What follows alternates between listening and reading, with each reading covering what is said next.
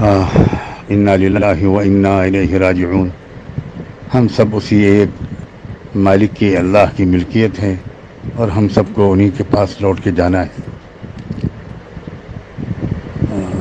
ابھی یوسف خان صاحب، دلیپ کمار مرحوم کے انتقال کی خبر ملی۔ اللہ تعالیٰ ان کی زندگی بھر کی نیکیوں کو بے حد قبول فرمائے، اور جو بھی غلطیاں ایک انسان ہونے کے ناطے کبھی ہو گئی ہوں، اللہ تعالیٰ ان سب کو معاف فرما دے۔ مجھ سے یہ بھی فرمائش کی گئی کہ میں وہاں حاضر ہوں اور نماز جنازہ میں شریک ہوں۔ واقعی مجھے ضرور حاضر ہونا چاہیے، لیکن یہاں صورتحال یہ ہے کہ ہمارے یہاں 3 دن کی ورکشاپ چل رہی ہے کہ اور جس کا موضوع ہی یہ ہے کہ اپنے ملک کو ہر اعتبار سے کیسے ترقی دی جائے۔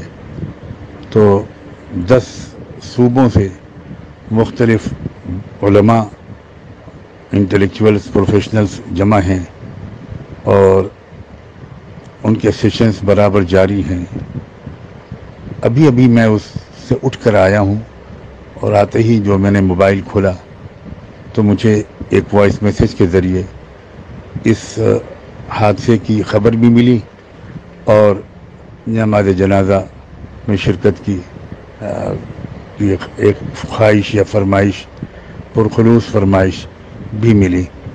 مگر چونکہ یہ ورکشاپ چل رہی ہے، میں نہیں نکل پاؤں گا۔ میری صحت بھی اب ایسی ہے کہ میں کئی گھنٹے لگاتار بیٹھ نہیں سکتا۔ ابھی صبح 10 بجے سے اور ابھی تقریباً 2.25 گھنٹے بیٹھ کر ابھی آیا ہوں۔ تھوڑا سا بیچ میں ریسٹ لے کر مجھے پھر جا کر اس ورکشاپ میں شریک ہونا ہے اور ایڈریس بھی کرنا ہے۔ تو اتنے مہمانوں کی موجودگی میں اور اپنی صحت کی موجودہ حالت کی وجہ سے افسوس ہے کہ میں بمبئی پہنچ کر یہ سعادت حاصل نہیں کر پا رہا ہوں۔ کاش کہ کسی طرح ان کی فیملی کے تمام لوگوں اور ان سے محبت کرنے والے لوگوں تک میرا یہ کنڈولینس میسیج پہنچ جائے۔ زندگی میں صرف ایک دفعہ میں ان سے ملا ہوں۔